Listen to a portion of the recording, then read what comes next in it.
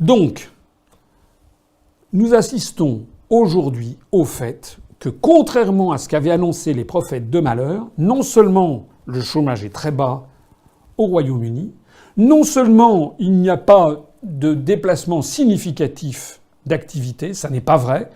La presse française s'est fait l'écho il y a une quinzaine de jours ou 3 semaines du fait que la banque HSBC allait transférer quelques dizaines de personnes à son siège je sais plus, à Paris ou aux Pays-Bas. Mais ça, c'est de la plaisanterie. En réalité, les investissements se portent très bien aux États-Unis, notamment les investissements étrangers. On a un chômage qui est au plus bas. Comme en plus de ça, des Européens de l'Est ne veulent plus aller au Royaume-Uni parce qu'ils ont peur du lendemain à cause du Brexit, il y a donc une tension qui s'est fait jour sur le marché de la main-d'œuvre et donc on assiste à une augmentation de salaire des Britanniques.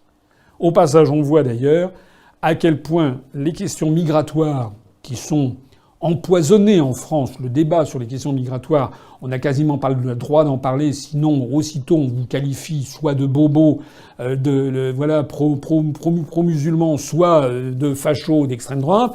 Il est très difficile d'avoir un débat serein. Ce qui est exact, en tout cas, c'est que sur ces questions migratoires, les questions migratoires font peser poussent à la baisse les salaires en France, comme c'était le cas au Royaume-Uni. Il faut donc en tirer la conclusion que si la France sort de l'Union européenne, on aura très probablement aussi une diminution de la main-d'œuvre venue des autres pays de l'Est, notamment des 530 ou 580 000 travailleurs détachés venus des pays de l'Est. C'est d'ailleurs un problème tellement important que Macron, vous savez, avait voulu lutter contre, d'ailleurs sans aucun effet, puisqu'on reste dans l'Union européenne.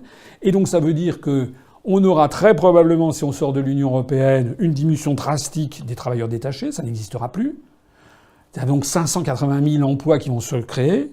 Ça veut donc dire qu'on va voir baisser le chômage. Ça veut donc dire également qu'on va pouvoir mieux maîtriser les phénomènes migratoires. Et ça veut donc dire aussi que les employeurs seront obligés peut-être de revoir à la hausse les salaires. Et si on revoit à la hausse les salaires, selon les phénomènes dont je parlais tout à l'heure, phénomènes keynésiens, totalement contraires aux théories ultralibérales de la Commission dont on voit que ça nous mène au désastre, si on a une augmentation des salaires, de la masse salariale des Français, on verra une relance de l'économie. C'est exactement ce qui est en train de se produire au Royaume-Uni.